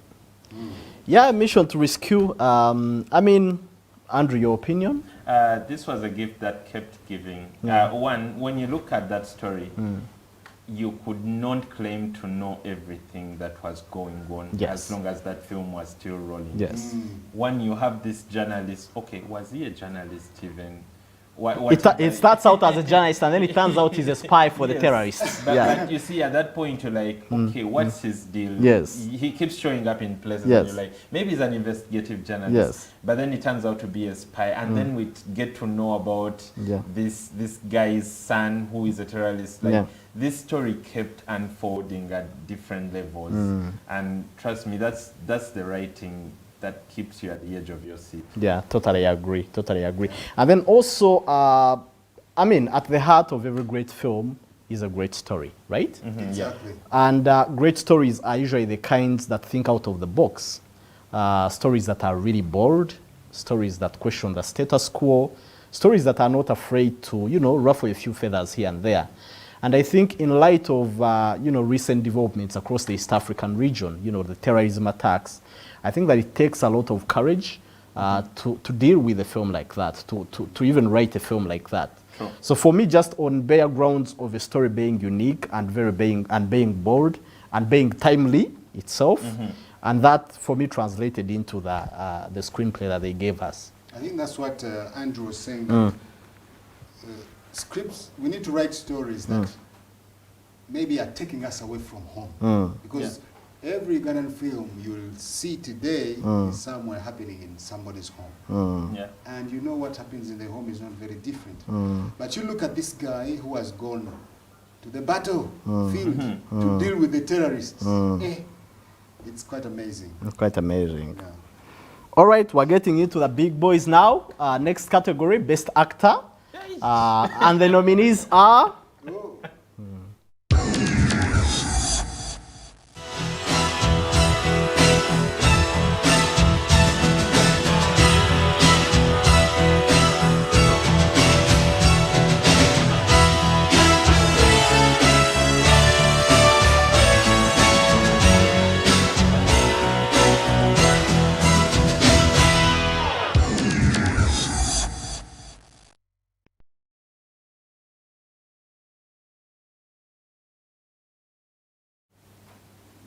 And the winner is John Mary Sechimpi.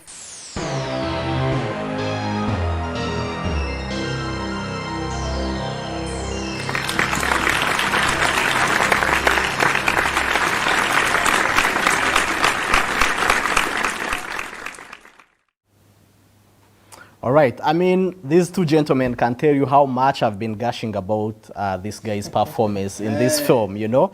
For me, clearly, you know, it was the standout performance of the entire festival. And I know that we already talked about his co-star, Tanya Kankindi, who has just won the Best Supporting Actress award, and the range that she brought on board in her role. And it's the same thing with John Mary Sechimpi. I thought that his role was very, very diverse. It was very versatile, you know. It wasn't like a one linear sort of performance, you know. On one hand, he had to be vulnerable. On the other hand, he had to be violent. On the other hand, he had to be remorseful.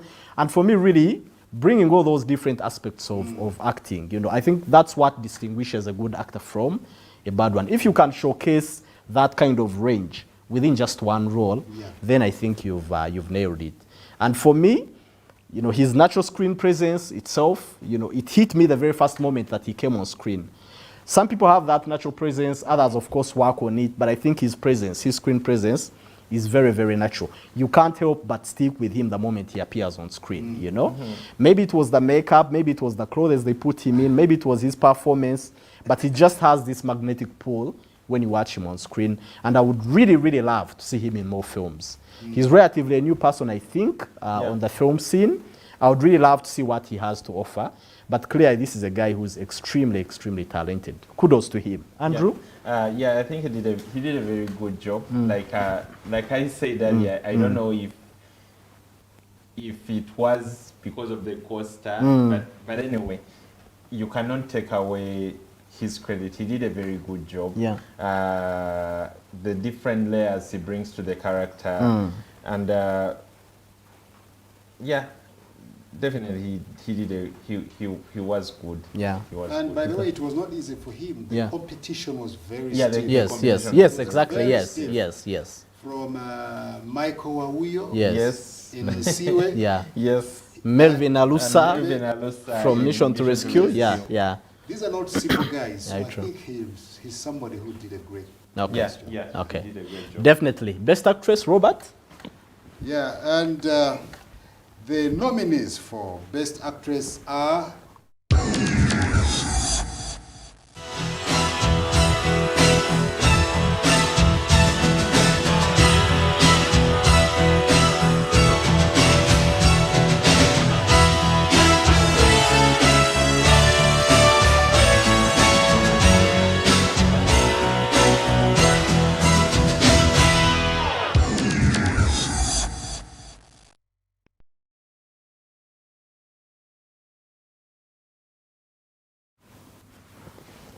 And the winner is Joan Agaba from Stein.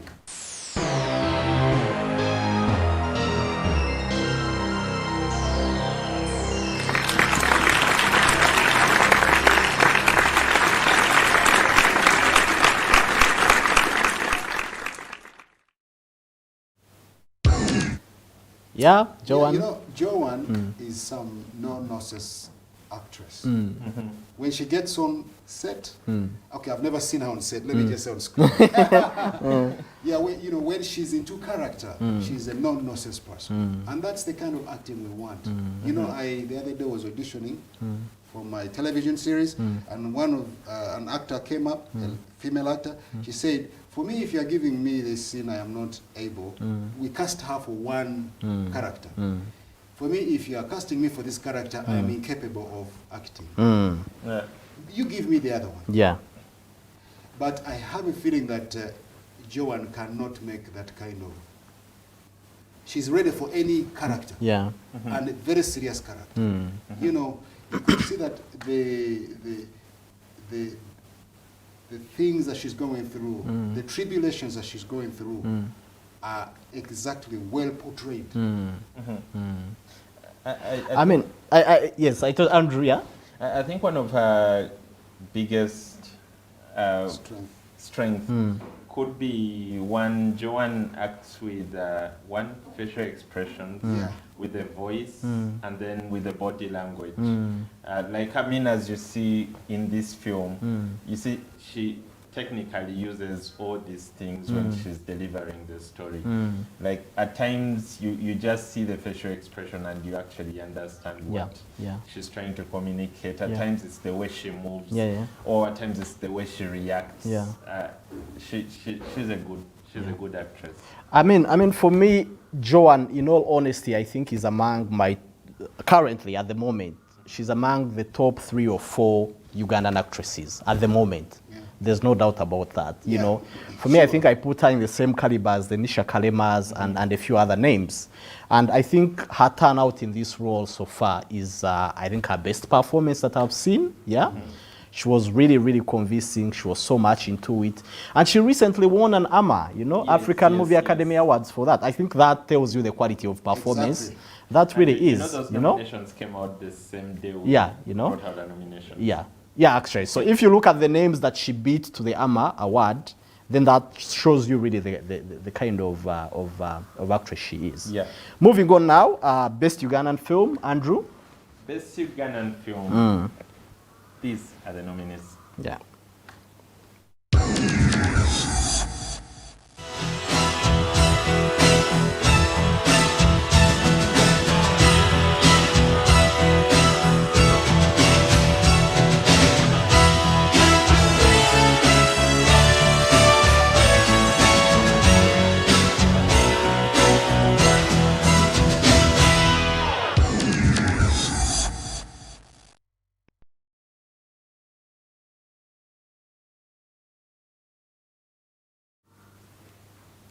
We need a drum roll on this one. The best Ugandan film goes to My Husband's Wife.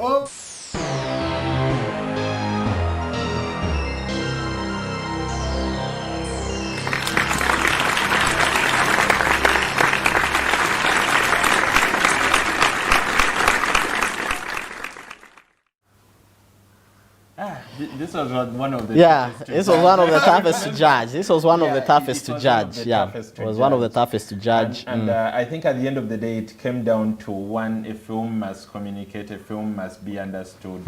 And we are not doing films for ourselves; we are doing films to be watched by people. Exactly. And this was a film that people can actually understand and enjoy. Yes.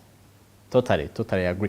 I know it's a decision that may shock some people, but really, in all honesty, I think My Husband's Wife is a brilliant film, through and through, both in terms of the technical ability, in terms of the performances, and I think also Mariam Dajira really did an amazing job in directing that film. She was clearly in control of this story.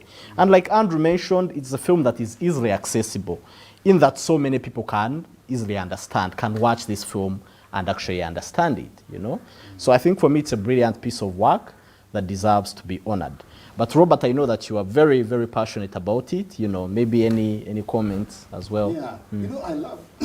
I love the simplicity of the story. Yes. In film, what audiences want are simple stories and complex characters. Yes. And she got it. She scored so well. You know, it was so simple. You could clearly follow and understand that this is what the main character is looking for. This is what the guy is looking for. Yeah. And this is what he's going through to get it. Okay. You know, and you say that the main character was able to portray several, you know, several characters, you know, within one character. Yes, yes. And he did it very well. That makes him a complex character. Yeah. So I think she scored, Mariam scored very well. Yeah. And even she was competing. Yes, it was a tough, with- yes. It was a very tough competition. Yes, yeah. But Competition was tight. the simplicity of her story Yeah. made her win this category. I totally agree. Yeah. All right, we're running out of time now. We're remaining with two awards. But before we go to the two awards, you know, we're supposed to get in touch with the management of the festival to address us. But unfortunately, you know, we're unable to connect with them. But I do believe that what they wanted to tell the people out there who are watching us is to really thank you for the journey that you've walked with them throughout the years. This is a festival that has been in existence since 2011. A few, you know, glitches here and there, you know, a few years that it didn't get to hold the festival. But, you know, with your support, with the support of the audience and the filmmaking community in Uganda, they've really been able to persevere. And this is why they're able to put on an event like this one. You know, regardless of how small it is, they're really appreciative for the kind of support and the love that you've shown them over the years. They are promising that the festival is undergoing some rebranding, major rebranding. So we need to watch out for next year's edition. Hopefully it will also take place at the end of the year. But they're promising some really, really exciting stuff in terms of the number of nationalities that are represented, in terms of the quality of the training that they will be giving, and also the quality of films that they will be showcasing. So this has been the lockdown edition of the festival. They're going back on the drawing table. Hopefully the situation will get better as we go along. And they are promising, hopefully, that next year it will be a physical event like it has always been. Okay? Now, these are the words that the festival director, Moses Magezi, wanted to send out to everyone who is out there watching us. Moses was also supposed to give out an honorary award, which is it's non-competition, so we are not the ones who selected it. It's up to the discretion of him, the founder and director of the festival, in consultation with the other team members of the festival. And I'll just go ahead and read the citation that he was supposed to read, and also take the honor of presenting this award. It's the Lifetime Achievement Award, okay? And Moses wanted to say that, as the name suggests, the PIFF Lifetime Achievement Award aims to recognize industry professionals and other individuals who have made outstanding contributions, artistic or otherwise, to the development of Ugandan cinema over their respective lifetimes. This year, it is our great pleasure as the festival management team to give this award to an international acclaimed Ugandan actor whose impressive body of work has transcended film. From his humble beginnings in theater in the early 90s, he's gone on to scale the heights of global cinema, appearing alongside some of the greatest actors of our generation in some of the most iconic films ever made, while proudly raising the Ugandan with his gripping performances in film, model to the younger generation, is a national media enterprise. Ladies and gentlemen, I present to you the PIFF 2021 Lifetime Kaga.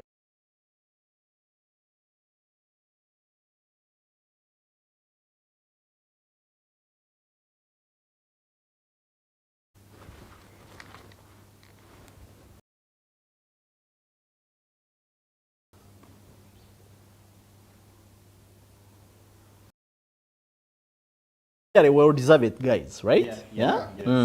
You know, I have the privilege of not working directly, but closely. I think I was doing some journalistic work, and I was on a set where they were working.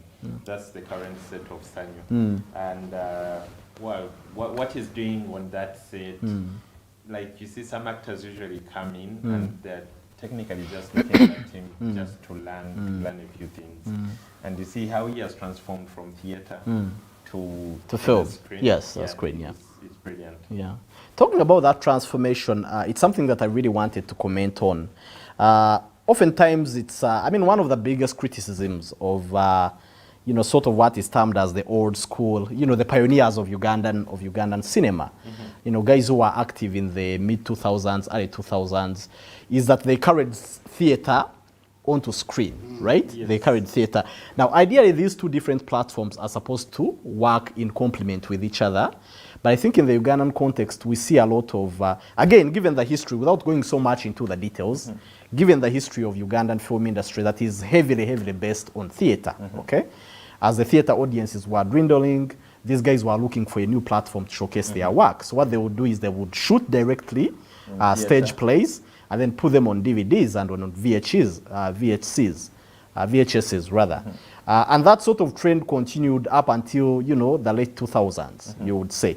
And some of them have continued with that trend. So even when you see them acting on screen, it's almost as if they are on stage.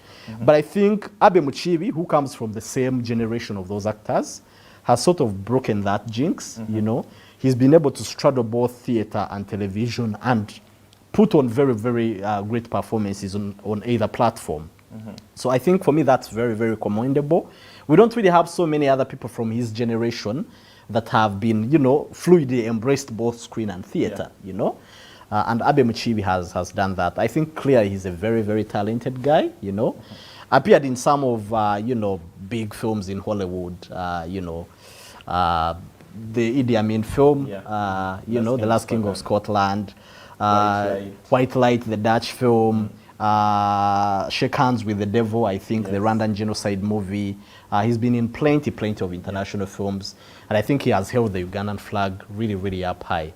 So clear, it was a good pick, I think, in my opinion, from the festival. It was a brilliant pick.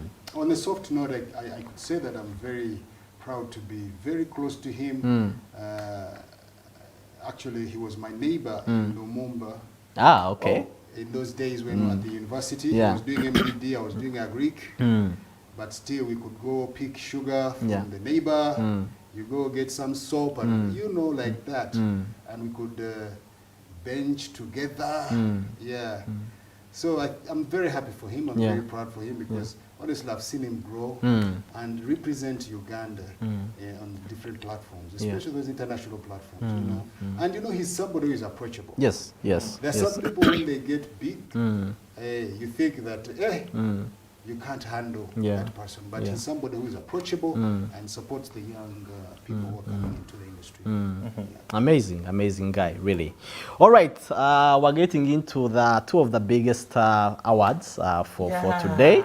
Andrew, call the very first one, That's Best Director. Best Director, yes. Whoa. Best Director. These, okay.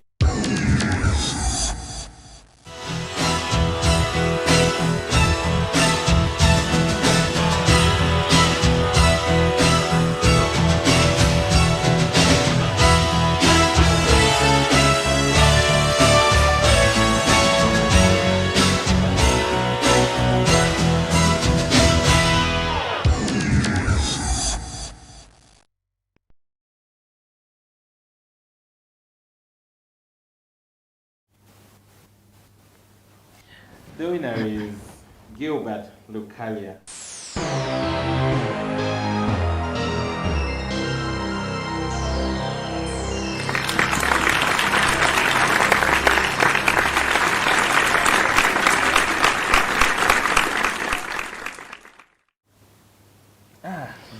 Gilbert, yes. You know, Gilbert is like Abe. Gilbert had that move from theater and then to cinema. Really? He actually still does theater. Like he does theater as an actor and then as a director. Like he has been in Uganda twice to just do cinema with Judith Adong's Silent Voices. And I think this year he also had another drama show showing in the theaters in Nairobi. Gilbert is a brilliant director. He has in Uganda, he has also worked with Doreen Mirembe on Kafako. Okay. He's a director. Yes. So when you see how he drove the story of Mission to Rescue, I believe there were very many decisions he made. Yeah. And you could feel in the direction the film was going. Yep. I know he made a brief appearance somewhere in the movie. Oh, he did? Yeah, he did an appearance.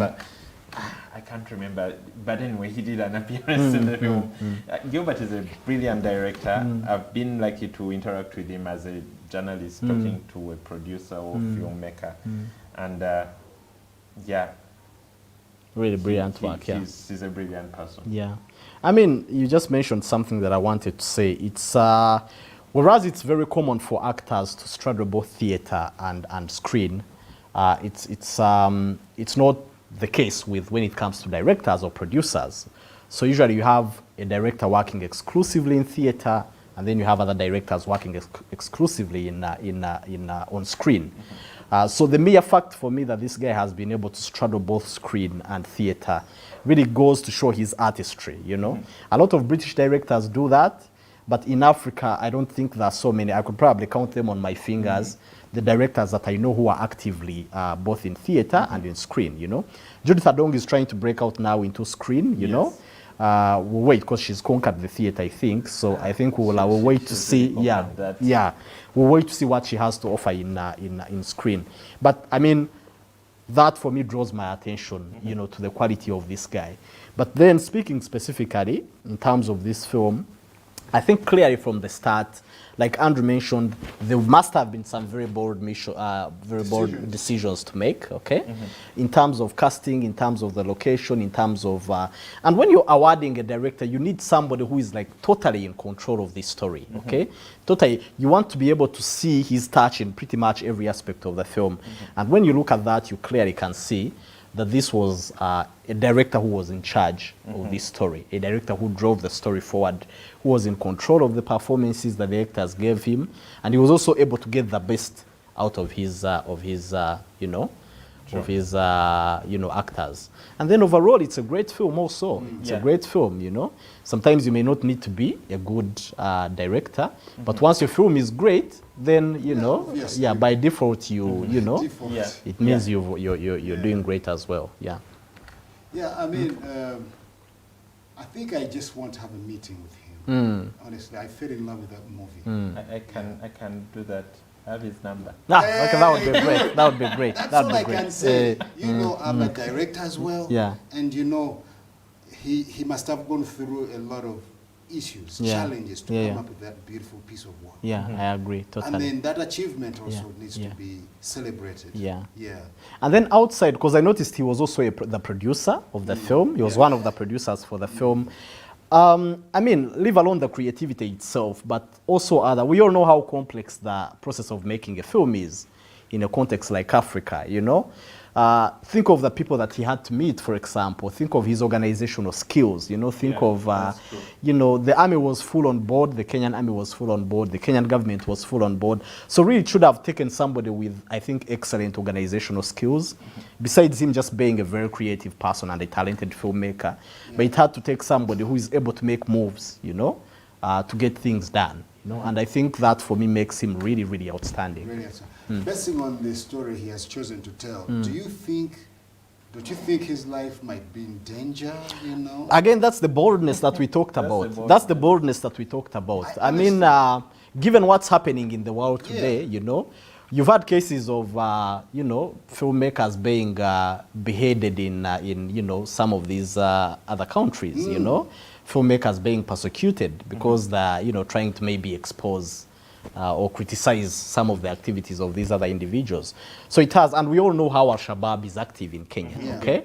So I think for me, the fact that he made that film, I wouldn't necessarily rule out the possibility of him being maybe a target, you know? Yeah. Yeah. All right, so without much ado then, we need to be wrapping up.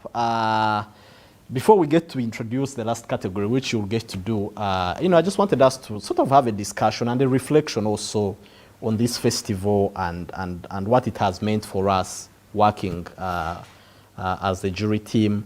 and what you would love to see perhaps next year. And I'll start with you, Robert. Yeah. Like I said before, I said that this is has been my very first opportunity to be on a film jury for a festival, a film festival. And like I said, I've learned a lot. I've learned a lot from the team. I have also enjoyed the movies. Having this opportunity to watch every movie to the last detail is quite good for a filmmaker. So that has been very, very nice. But basing on probably what I would like to see happening in the next edition of the film festival, this film festival is, I would be very happy to see, honestly, the Ugandan representation grow further. Yeah, because if you see, however much there could have been more Ugandan movies than probably other countries, but still in the competition, we honestly needed a little bit of much more work in order to fare well. So maybe if we can, the film festival has ways of encouraging other filmmakers to step up, pull up their work, and also present their movies. That would be very good. Maybe even there are some other filmmakers who do not submit their movies. I would encourage them in the next edition to submit. This is a platform that is an international platform that can help every filmmaker to showcase their work and be, known in this industry. All right, fair enough. Well put, Andrew. I'll keep it first. I think, one, they need to encourage more filmmakers to submit their films. I felt like there are some good films that are out there on the market and they were not submitted. And then, of course, Ugandans should realize that at the moment, the status has gone up, the standards are up, so they need to beat that quality. I mean, when you look at it, you're going to compete with a film like Mission to Rescue, so you cannot just do to try out, do your best. Yeah, I agree. I think on my part, I want to see more value addition to the films and the people that participate at this festival. That's true. Moving forward, okay?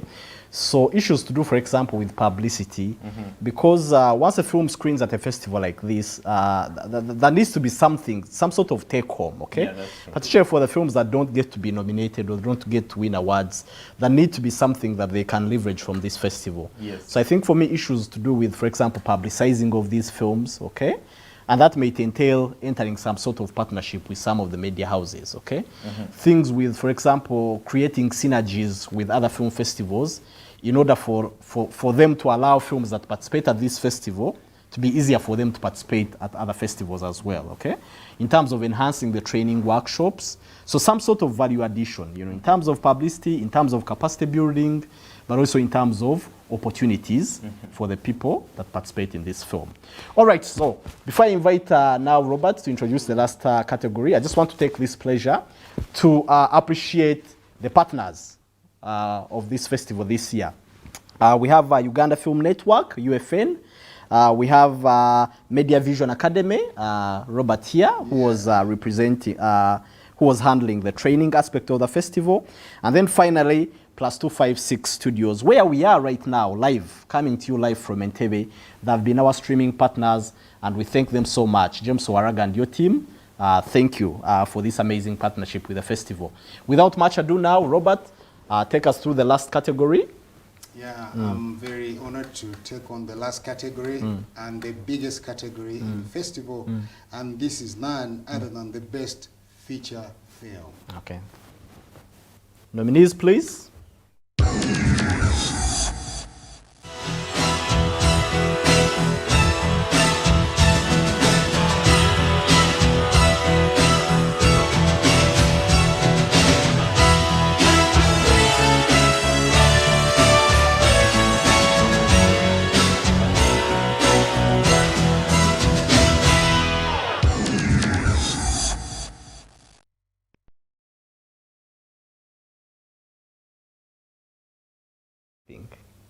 Mission to Rescue. Yes, and the winner is it obvious? You tell. Mission to Rescue.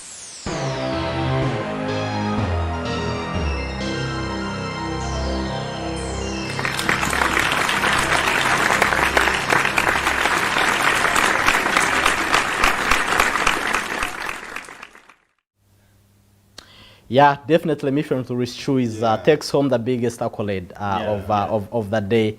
I mean, no surprise, I guess, to everyone who has stuck with us throughout these hours. It already bagged several of the other categories, so it's no surprise that it has taken home. Congratulations to Gilbert and the team from Mission to Rescue. We'll make sure that these awards are actually delivered to you wherever you may be. And please, we hope to see more from you next year. From me and the team here, the jury members, Robert, Andrew, thank you so much for being here today, taking your time off your busy schedules to wrap up this journey that we've been on for the last 3 years. From my end, I just want to thank everyone, our partners for this festival, the festival organizers, the audience who has taken their time to join us via a live link. We hope to see you next year. It's going to be bigger. It's going to be better. For now, please stay safe. COVID is real. Make sure to go and get vaccinated in case you haven't. Wear your mask and follow the rest of the SOPs. My name is Pole Kamkama and hope to see you next year. Bye-bye.